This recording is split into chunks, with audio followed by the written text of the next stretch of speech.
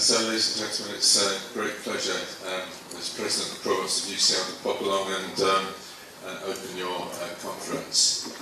It's a particular pleasure for me because I describe myself these days as an ex-hepatologist. I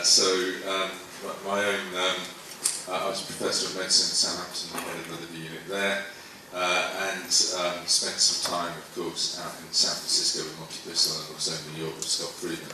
So I'm a liver fibrosis guy, really. So I feel like I'm kind of trespassing into Isham territory.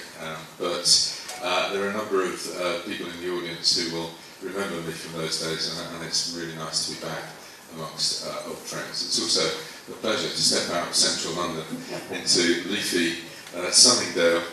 I see that the world of hepatology still holds to the principle of having its conferences in extremely nice places. So that was very wise of you. I left hepatology about 10 years ago. I've been Vice Chancellor of the University of Leeds for about 9 years, and I've been at UCL for one. As President and Provost, it's a fantastic institution, and it's a really great pleasure to just say a few words about it. First of all, it's quite a historic university in the UK. It opened in 1826, and at that stage it was the third university only in England. You would have heard of the other two, Oxford and Cambridge. I chose my words carefully. I deliberately didn't say the United Kingdom, because there were a few other universities in that funny place called Scotland, which is quite topical at the moment, of course. When we opened, at that stage, the only way you could go to Oxford or Cambridge was, first of all, if you were male, and secondly, if you were a practicing member of the Church of England.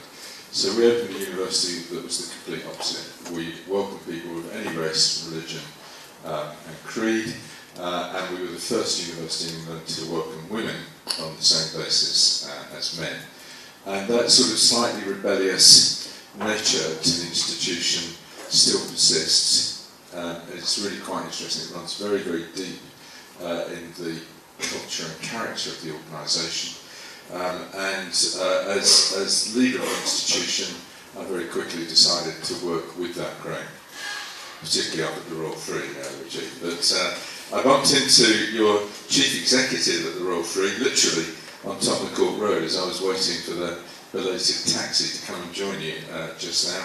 And I told him what he was doing. He said, "Oh my God, who's running the liver unit?" So I don't expect it's massive at the moment. But anyway, so your chief exec knows what you're up to, so you can't hide when you get back. You'll know you've been having a fun time down in Sunningdale. Now, what a conference is about, I sincerely hope that this conference achieves this. They are about, of course, reviewing the scientific data, updating yourselves and hearing about new information, but they're primarily around good discussion. UCL prides itself on being a very multidisciplinary institution. We have cross-disciplinary research within the culture of the organisation, and I think that's reflected throughout medicine. When I look at your conference and its content, then absolutely you've got people from all sorts of disciplines participating in this conference, and that's really good to see, because I think out of that cross-disciplinary approach, new ideas are developed, and I think that's another primary purpose of any conference, is to generate new ideas amongst those attending. And I think the final thing I would like to say is that another purpose of the conference is to generate collaboration. And I understand that we have around about 180 people literally from all over the world, and that is wonderful to see. I sincerely hope that some good collaborations develop as a consequence of your discussions over the next few days.